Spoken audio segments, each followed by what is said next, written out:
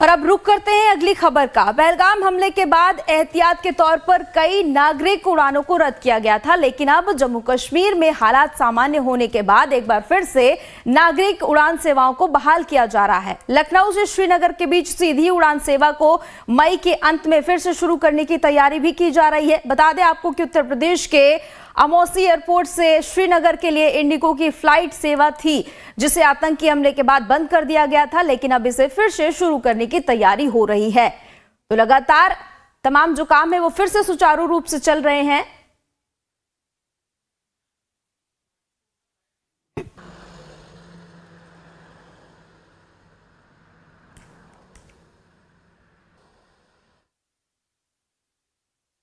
और इस पर ज्यादा जानकारी के लिए हमारे साथ संवाददाता राजीव ओझा जुड़ चुके हैं। राजीव जी, देखिए किस तरह से लगातार जो काम है सुचारू रूप से वो चल रहे हैं। उत्तर प्रदेश में भी विकास कार्य लगातार हो रहे हैं। जी, जो एक्सप्रेस वे डेवलप किए गए थे उत्तर प्रदेश में, उसके किनारे सरकार लगातार इंडस्ट्रियल कॉरिडोर डेवलप करने पे लगी हुई है। और अभी जो भूमि अधिग्रहण का काम था, सबसे महत्वपूर्ण था, उसको भी शुरू कर दिया गया है और एक लैंड बैंक के तौर पर सरकार उसे तैयार कर रही है। लैंड बैंक होने पर क्या होगा कि जब भी किसी इंडस्ट्री की डिमांड आएगी तो सरकार उसे तत्काल उपलब्ध कराने में सक्षम हो सकेगी। ऐसे जो विकास तेज होगा।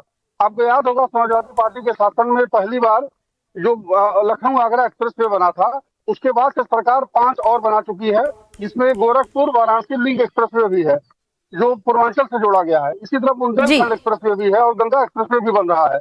इन सभी एक्सप्रेसवे के किनारे सरकार जमीन अधिग्रहण कर रही है और उसे बनाया गया ताकि जब भी डिमांड आए तो इंडस्ट्री के लिए उपलब्ध कराया जा सके। और वो लखनऊ से लेकर के बुंदेलखंड के बीच में इंडस्ट्रियल कॉरिडोर जो बन रहा है वो डिफेंस से जुड़ा हुआ होगा।